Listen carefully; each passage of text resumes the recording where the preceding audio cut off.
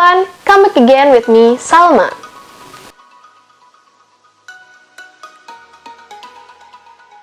Paulo Freire adalah tokoh pendidikan dari Brazil, one of the most influential figures in the world dalam bidang pendidikan. Paulo lahir di sebuah kota pelabuhan di timur laut Brazil, tanggal 19 September 1921.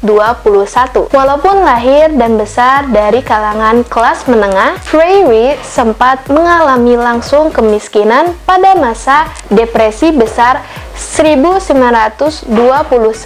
Pada waktu itu, Brazil merupakan negara yang bergejolak akibat krisis politik yang terjadi. Akibatnya, kondisi sosial ekonomi negara ini menjadi terpuruk dalam kemiskinan. Keadaan yang demikian membentuk keprihatinan Paulo terhadap kaum miskin dan ikut membangun dunia pendidikan di Brazil. Konsep pendidikan Paulo Freire berpijak pada penghargaan terhadap manusia. Ia menempatkan pendidik dan peserta didik sebagai subjek dalam proses pendidikan because they have an equal position. Pendidikan adalah sebuah kegiatan belajar bersama antara pendidik dan peserta didik dengan perantara dunia objek-objek yang dapat dikenal. Pendidikan tidak lagi sekedar pengajaran, but dialogues between students and educators who are also learning. Keduanya bertanggung jawab bersama atas proses pencapaian. Hal ini merupakan sebuah penghargaan terhadap peserta didik sebagai manusia.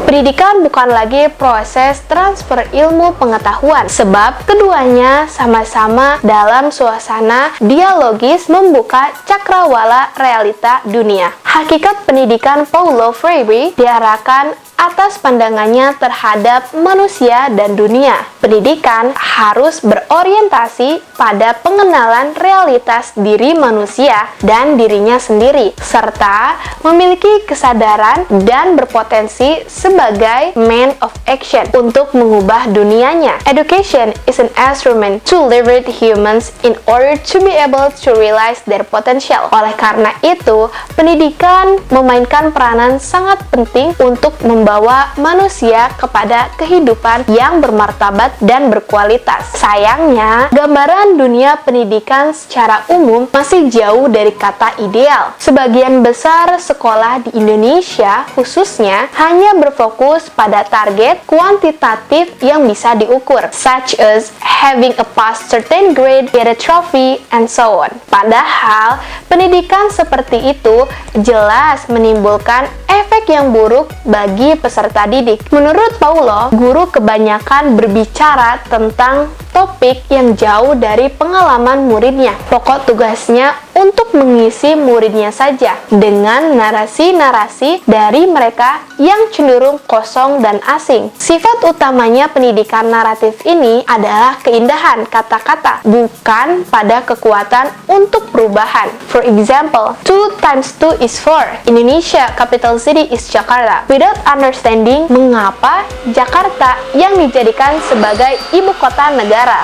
Guru di sini bertindak seolah-olah sebagai narator yang mengharuskan murid untuk hafal isi narasi. Cara seperti ini justru menjadikan murid sebagai wadah untuk diisi oleh gurunya, sehingga timbul anggapan bahwa lebih banyak guru itu mengisi, maka lebih baik guru tersebut, dan lebih penuh wadah yang diisi, maka lebih baik murid tersebut. According to Paulo in his book yang berjudul Pendidikan Kaum Tertindas, model pendidikan yang semacam itu ia sebut sebagai pendidikan gaya bank. In the end, pendidikan kemudian menjadi aktivitas menabung saja, di mana para murid berperan sebagai celengan dan guru berperan sebagai penabung. Alih-alih melakukan dialog, guru malah memberikan pernyataan dan mengharuskan muridnya untuk menerima, mengingat, dan mengulangnya. Nah, ini yang dinamakan dengan pendidikan gaya bank menurut Paulo. Paulo menolak pendidikan gaya bank. Kemudian, ia menawarkan yang namanya pendidikan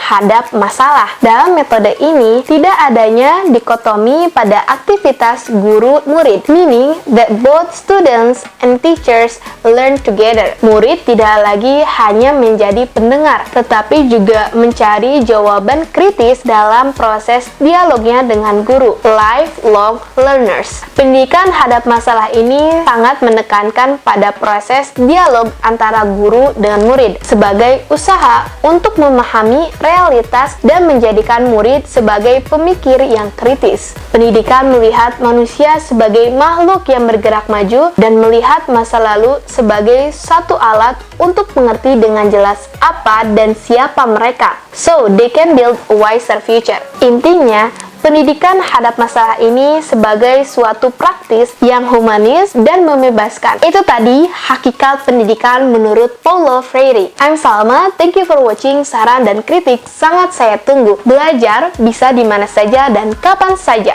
Dan saya menyebutnya kelas tanpa ruang.